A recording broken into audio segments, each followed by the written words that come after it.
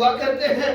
اور اگر سفیان ثوری محقق محدث مفسر عظیم بندہ وہ کہتا ہے دنیا میں جفا کیا ہے, جفا کیا ہے, کہ کس چیز کو تم جفا کہتے ہو. ان کے نزدیک یہ بات ہے کہ اگر تمہارے شہر میں عالم دین آئے اور تم اس کی زیارت نہ کرو, یہ جفا ہے, یہ زیادتی ہے کہ تم اس سے ملنے نہیں گئے. اور دوسری بات انہوں نے کہی کہ تم جو ہے وہ اپنے لیے دعا کرو اور اپنے ماں باپ کے لیے دعا نہ کرو, تو یہ جفا ہے, یہ تم نے اپنے ماں باپ کی نمک حرامی کی ہے.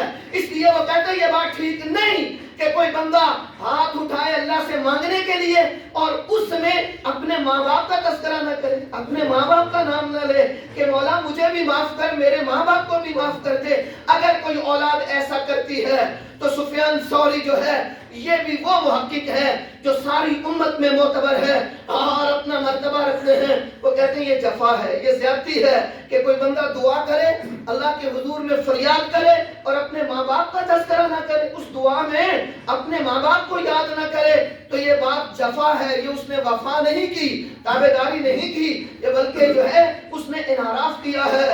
اور آج کے اس مختصر سی محفل میں بطور مسلمان میرے بھائی نے میرے بارے میں جو اعلان کیا, آپ کی سما خراشی کی, یہ ان کا حسن ظن ہے, اللہ ان کی اس کو جزا دے گا. میرا تعارف آپ جانتے ہیں کہ میری کیا اوقات ہے, لیکن یارو نسبت بڑی چیز ہے. یہ کل قیامت والے دن نسبتیں کام آنی ہیں, یہ کوئی معمولی بات نہیں ہے. اسلام نسبتیں مٹاتا نہیں ہے یارو, بلکہ نسبتوں کو یاد رکھتا ہے. اگر مٹانے والی بات ہوتی نا تو اس بٹے کو, اس پتھر کو کعبہ سے اٹھا کے پھینک دیا جاتا جس پہ ابراہیم کے پاؤں کے نشان لگے ہوئے ہیں. اسے پھینکا نہیں گیا ہے, اسے محفوظ رکھا گیا ہے. ماہوں سال صدیاں بیت گئی ہیں, اللہ نے کہا جب تک میرا کعبہ سلامت رہے گا تب تک میرے نبی کا نقش پا بھی ادھر ہی رہے گا, ادھر ہی رہے گا. اسے کوئی نکال نہیں سکتا ہے, یہ نسبت ہے. ورنہ اسلام بت پرستی کی اجازت نہیں دیتا اور پتھروں کو سجدے نہیں ہوتے. لیکن اگر پتھر کا نشان نبی کے پاؤں سے لگ جائے تو پھر پتھر پھینکے نہیں جاتے, پھر سنبھالے جاتے ہیں, پھر رکھے جاتے ہیں. تو لہذا یارو جو پتھر نبی کے پاؤں سے لگ جائے, اگر اسے بیت اللہ سے نہ پھینکا جائے تو جو ساری عمر نبی نبی کرتا مر جائے تو اسے اٹھا کے جہنم میں پھینک دیا جائے گا. اور ہم کچھ بھی صحیح, لیکن یہ تو ہے نا کہ نبی پاک صلی اللہ تعالی وسلم کی نوکری جو ہے, نسبت جو ہے, تعلق جو ہے, وہ دنیا میں بھی, حشر میں بھی, قبر میں بھی کام آنے والا ہے, کام آنے والا ہے. تو میں نے عرض کردار تھا آپ کے سامنے کہ یہ جو آیہ مبارکہ ہے قرآن مجید کے اندر جس میں اللہ تعالیٰ نے پہلا حکم دیا وَقَضَىٰ رَبُّكَ إِلَّا إِيَّاهُ وَبِالْوَالِدَيْنِ إِحْسَانًا, اپنے ماں باپ, اللہ کی عبادت کے بعد ماں باپ کے ساتھ احسان کرو. میرے دوستو یہاں تک یہ آیت کثرت سے ان ایسے مواقع پر تلاوت کی جاتی ہے, کی جانی چاہیے, اور اس کا یہ جملہ, اس کا یہ حصہ پڑھا جاتا ہے, پڑھا جانا چاہیے. لیکن اس سے آگے جو 4 باتیں ہیں, اس سے اگلا جو حصہ ہے وہ اس وقت ہر دور کا ایک فتنہ ہوتا ہے, لیکن میری سمجھ کے مطابق چھوٹا بندہ ہونے کے ناطے میں اس بات کو اس سے آگے لے جاتا ہوں کہ والدین کے ساتھ حسن سلوک کرو. تو اس کے معانی بات اللہ تعالیٰ نے ارشاد فرمایا کہ یہ جو بات ہے یہاں تک رک جانا. مسلمانی صرف اتنی نہیں ہے کہ اللہ کی عبادت کرو, ماں باپ کی خدمت کرو, تو بس اس پر ہی نہ رکنا, بلکہ اس سے اگلی بات ہے کہ ماں باپ کی وجہ سے جو تمہارے قرابت دار بنے ہیں ان کا بھی احترام کرنا, ان کے ساتھ بھی پاسداری کرنا. یہ رشتوں کو توڑنا آج کے دور کا فتنہ ہے. میرے دوستوں, نمازی زیادہ ہیں, حافظ زیادہ ہیں, مسجدیں زیادہ ہیں, تلاوتیں زیادہ ہیں, لیکن ساتھ اتنی ہی نفرتیں ہیں.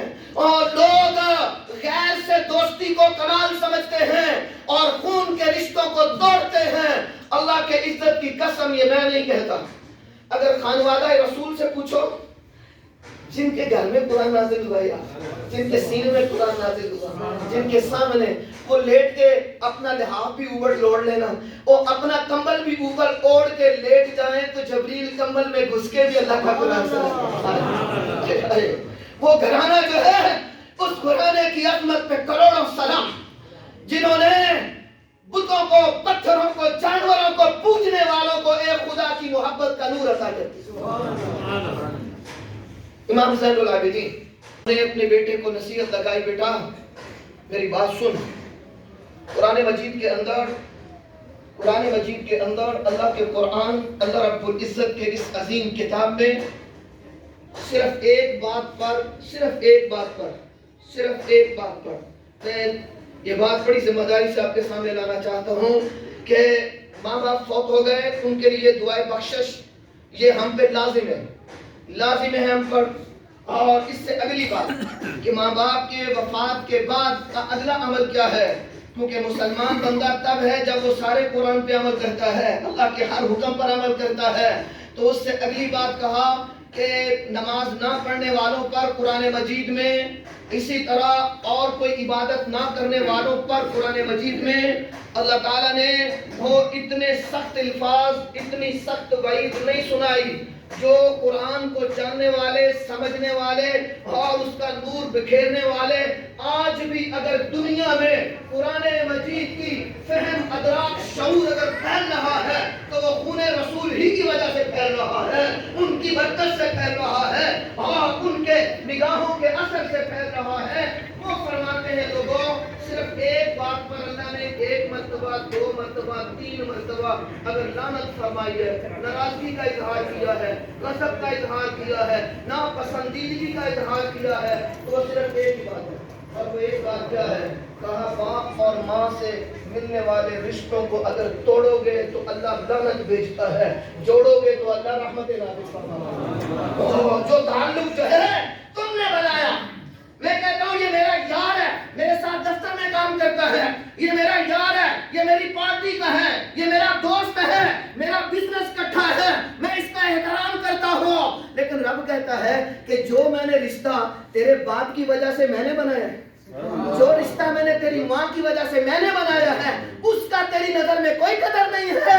اپنے رشتے نبھاتا ہے، میرے رشتے کاٹتا ہے۔ اللہ کے عزت کی قسم رب نے کہا کہ میں تیرا رزق کاٹ دوں گا، میں تیرے جو ہے نظر میں تو دنیا میں چلتا نظر آئے گا، میرے نزدیک تو مردوں سے بدتر ہو جائے گا۔ اس لیے اللہ تعالیٰ نے ماں باپ کے تابعداری، خدمت اور پیار محبت کے فوراً بات کہا کہ قرابت داروں کے ساتھ، رشتہ داروں کے ساتھ تعلق کو جوڑو۔ میرے دوستو، ہم نے اس کی ڈیفینیشن غلط کر لی ہے۔ ہمیں انہوں نے پتر جو سنتا تھے بلایا ہی نہیں جی، کہا ہمارے رشتے کہاں دے رہے گے؟ یہ کون سا تعلق ہے بھائی؟ یہ کون سی بات ہے؟ اگر وہ تمہیں بلا کر چیف گیسٹ کے طور پر سٹیج پہ بٹھاتے پھر رشتہ داری تھی، اور انہوں نے تمہیں جو ہے نہیں بلایا، تو کیا یہ خون کے رشتے ٹوٹ گئے؟ کیا یہ تعلق بکھر گیا؟ تو ایسا نہیں ہے میرے دوستو، پیارے دوستو۔ اگر سکھ چاہتے ہو، دین چاہتے ہو، قرآن پر عمل کرنا چاہتے ہو تو ان رشتوں کو نبھاؤ، ماں باپ سے آگے بات کو پہنچاؤ کہ ماں کی وجہ سے، باپ کی وجہ سے جو تمہارے ساتھ رشتہ بنا ہے، تعلق بنا ہے، محض معمولی بات کی وجہ سے اسے کاٹ نہ دینا، اسے توڑ نہ دینا، اسے بھول نہ جانا۔ پیارے نبی پاک کا فرمان ہے کہ اپنے باپ کے دوستوں کو بھی پہچان رکھو۔ جب باپ زندہ ہے اس سے جو ملنے آتا ہے اس کا خیال رکھو، کیونکہ باپ کے مرنے کے بعد اگر وفا چاہتے ہو تو اپنے باپ کے دوست کا بھی احترام کرنا۔ احترام اپنے باپ کے دوست کا کرو گے، اجر دینے والا رب تمہیں باپ کی خدمت جیسا اجر عطا فرمائے گا۔ میرے پیارے نبی پاک نے فرمایا، وہ ماں نہیں ہے تو ماسی ہے، اگر ماسی کی جا کے خدمت کر لے گا تو اللہ تمہیں ویسا ہی اجر دے گا۔ اگر باپ نہیں ہے تو باپ کی ہم عمر، اس کا کوئی ہم جولی، کوئی دوست ہے، اگر اس کا پیار احترام کرے گا تو اللہ تجھے ویسا ہی اجر عطا فرما دے گا۔ اس لیے میرے پیارے دوستو، آج کے دور کے اس فتنے کو سمجھیں اور مسلمانوں کے اس نفرت کو، اس بری بات کو ختم کرو اور آگے بڑھ کر جو ہے اس پیار کو، قرآن کی اس آیت کو، اس حکم کو اور اس جملے کو سمجھو کہ ماں باپ کے بعد یہ کیا ہوا کہ ماں باپ مر گئے تو پیکے مک گئے، اور یہ پیکے مکنے کی بات میں کس نے کہی ہے؟ یہ قرآن نے نہیں کہی ہے۔ کم از کم میں کہتا ہوں، مجھے نہیں پتا کہ کس شاعر نے کیا کہا ہے، مجھے یہ پتا ہے کہ اللہ نے میرے محمد کے سینے پہ قرآن کیا نازل کیا ہے، اور قرآن کہتا ہے کہ ماں باپ مرنے کے بعد ان رشتوں کو مت بھولو، ان رشتوں